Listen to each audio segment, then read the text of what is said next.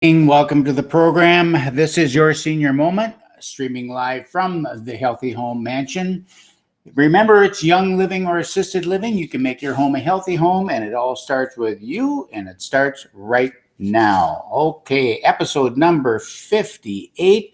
We're going to talk about formal today. Formal is the thought of the day. 1,430 push ups program to date.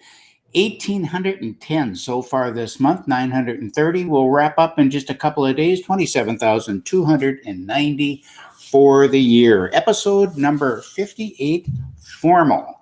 What do I mean by formal? Well, think of this. When was the last time you attended a formal affair? You know what I'm talking about, that captain's dinner where everyone is in formal dress, all flowing gowns, suits, and tuxedos, bejeweled and gilded with your finest. It would be easy to say that since COVID, we don't really gather in that manner anymore. But I think we all know that our attire and our manners have been in a march away from the formal for quite some time. Webster has formal thought thinks of formal in a few different ways. First, relating to the outward form, structure, relationship, or arrangement of things. So think of this, a formal table setting with spoons and knives and forks, plates, saucers, all set in the correct place and manner on your table, set for your 7-course meal. Next, you can think of formal as following and according to a custom or an established norm. So think of your formal education, K through 12, or the order of service for that 7-course meal. The formal elements of a contract done in a lawful form. Then we have formal as a process, methodical, structured, and consistent. Think of the onboarding process of a new employee, or better yet, the introduction or induction of and recruitment of a new military recruit. No organization on the planet does formal better than the U.S. military. In fact, many of the processes developed and perfected by our military are used and relied on every day in corporations all over the world. We can learn a valuable lesson from that, and we use it and can use it in so many ways. The first thing that comes to my mind for a small business owner would be to seek out and hire a veteran. That former military person has been trained and schooled in the military process that can be very valuable in organization and workflow. They know how to get things done.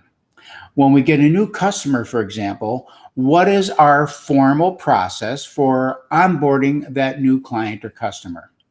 Do we take the same steps for each new customer, or does it depend?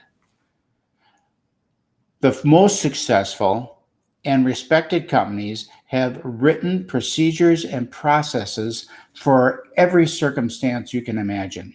They want to ensure that no steps are skipped and no customer is treated differently than another.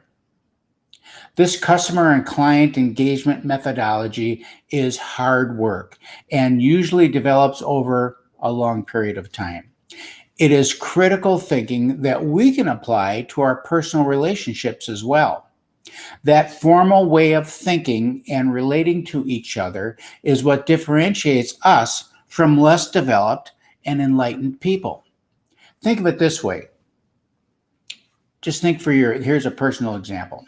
Let's say that you have a thought about how you feel about a certain company or a policy or political viewpoint or whatever it is. And then you have determined that you are going to make your thoughts and views known.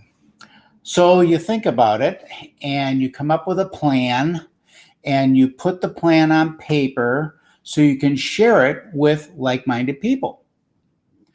I doubt that that plan would have as one of its action items throw a brick through a window or set the street on fire. So when we do not have a personal formality of behavior, what happens is bricks get thrown through windows and streets get set on fire.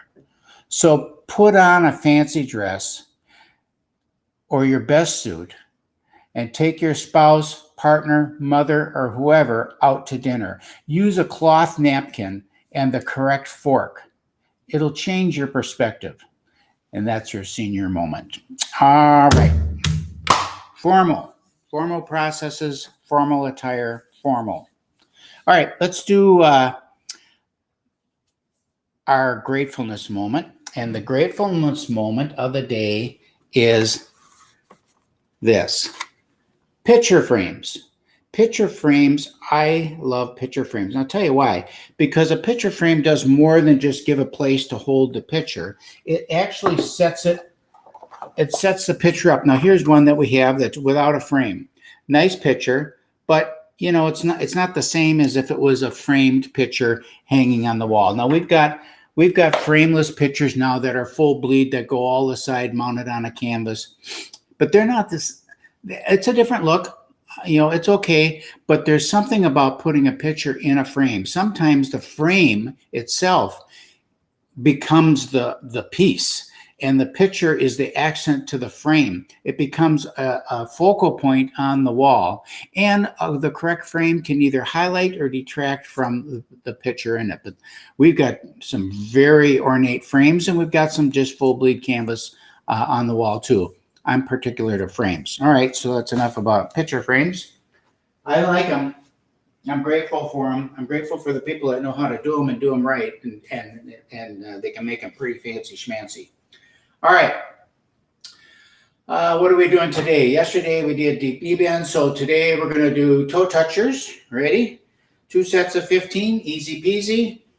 1, 2, 3, 4, 5, 6, 7, 8, 9, 10, 11, 12, 13, 14, 15, 1, 2, 3, 4, 5, 6, 7, 8, 9, 10, 11, 12, 13, 14, 15. There you go. Looking forward actually to bumping it up another 10 next month. Okay, this has been your senior moment. The older you get, the longer you want to live. I'm Keith Hittner Sr., and we will see you tomorrow.